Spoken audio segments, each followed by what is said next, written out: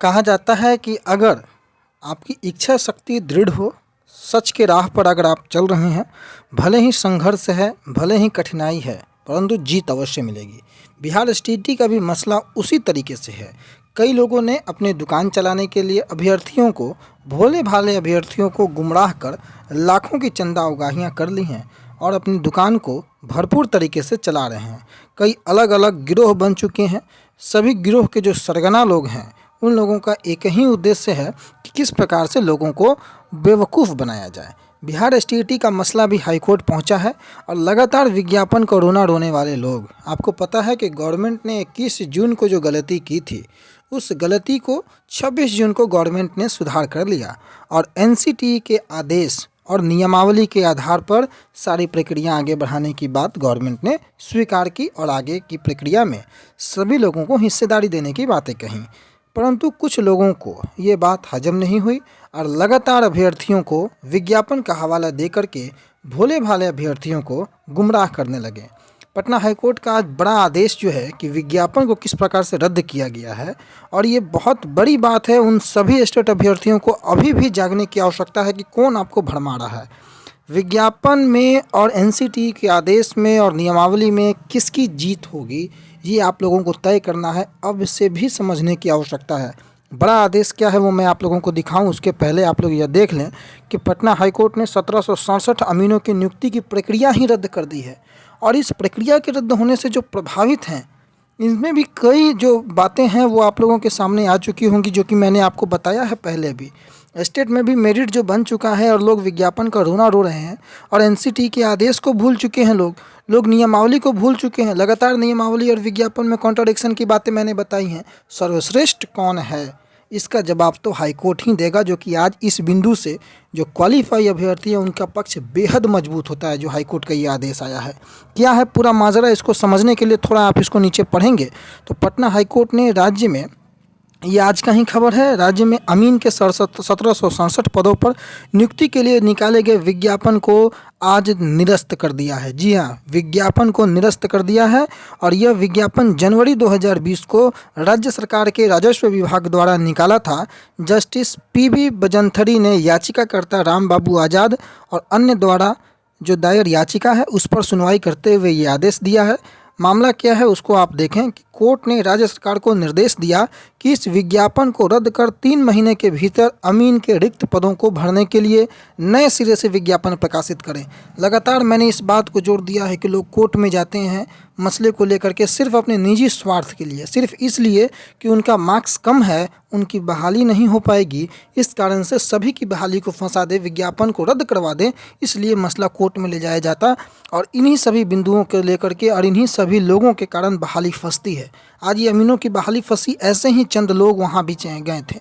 अब देखिए, याचिकाकर्ता की ओर से कोर्ट में पक्ष प्रस्तुत करते हुए कोर्ट ने बताया, अमीन पद पर बहाली के लिए शैक्षणिक योग्यता के लिए जो योग्यता राज्य सरकार ने विज्ञापन में प्रकाशित किया था वो प्रावधानों के अनुरूप नहीं था। विज्ञापन का मतलब ये नहीं कि आपने जो विज्ञापन निकाल दिया वो सर्वश्रेष्ठ है। विज्ञापन में आप उल जलूल अगर कोई भी बातें लिख देंगे, पात्रता को आप कॉम्पिटिटिव बना देंगे तो वो आप नहीं कर सकते हैं। अपने संकल्प से आप नहीं भटक सकते हैं। एसटीईटी का जो एग्जामिनेशन है वो पात्रता परीक्षा है, जो कि सीटों पे आपका राइट नहीं देता है। अगर विज्ञापन गलती से, किसी की गलती के कारण अगर वो काम हुआ है तो उस विज्ञापन को निरस्त करना होगा, उस विज्ञापन को रद्द करना होगा। गलत विज्ञापन के आधार पर आप बहाली की प्रक्रिया को आगे नहीं बढ़ा सकते हैं। और इसी बात को मैंने विगत 6 महीने से लगातार आप लोगों के समक्ष प्रस्तुत किया है। लोगों ने गुमराह करके आप लोगों को लूटा है और ये बहाली की प्रक्रिया आगे किस ओर मूव कर रही है ये आप लोग समझे। और सिर्फ इसलिए कि उनका मार्क्स कम है, उनकी बहाली नहीं हो पाएगी, इस कारण से वो सबों की बहाली फंसाना चाहते हैं, क्योंकि उनकी बहाली ऑलरेडी हो गई है।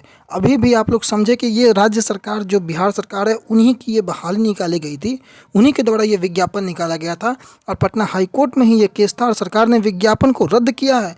और ये जब मसला अभी रीट की सुनवाई होनी बाकी है, जब ये जजमेंट वहाँ अपलोड होगा, ये जजमेंट जब आगे बढ़ेगा क्वालिफाई अभ्यर्थियों के पक्ष को लेकर के, तो वो पक्ष कितना मजबूत होगा। गलत विज्ञापन को आप आगे नहीं कंसिडर कर सकते हैं। अगर विज्ञापन में गलती हुई है तो उस विज्ञापन को आपको सुधार करना होगा, उस विज्ञापन में आपको त्रुटि देखनी होगी। नियमावली को आधार बना करके ही आपको ये आगे प्रस्तुतिकरण दे सकते हैं। आगे देखेंगे आप तो कोर्ट को बताया कि बिहार अमीन कैडर रूल के अनुसार उम्मीदवार जो हैं वो 12वीं पास होने के साथ अमानत की डिग्री या ITI द्वारा सर्वेयर की डिग्री प्राप्त होना चाहिए।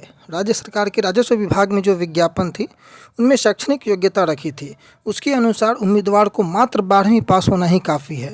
उम्मीदवारों ने राज्य सरकार द्वारा प्रकाशित इस विज्ञापन को पटना हाईकोर्ट में रिट याचिका दायर करने चैलेंज किया और कोर्ट ने आज सभी पक्षों को सुनने के बाद इस विज्ञापन को रद्द करते हुए राज्य सरकार को नए सिरे से अमीनों के रिक्त 1767 पदों पर बहाली के लिए 3 माह में नए सिरे से विज्ञापन प्रकाशित करने का आदेश दिया है।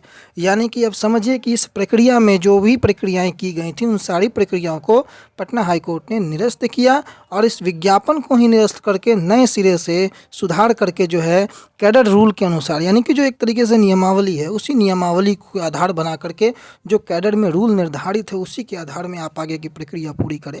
विज्ञापन में आपने केवल और केवल जो शैक्षणिक योग्यता रखी थी वो शैक्षणिक योग्यता आपके कैडर रूल से भिन्न नहीं होनी चाहिए। उसी प्रकार से जो नियमावली कहता है उस नियमावली के आधार पर ही आपको विज्ञापन प्रकाशित करना है।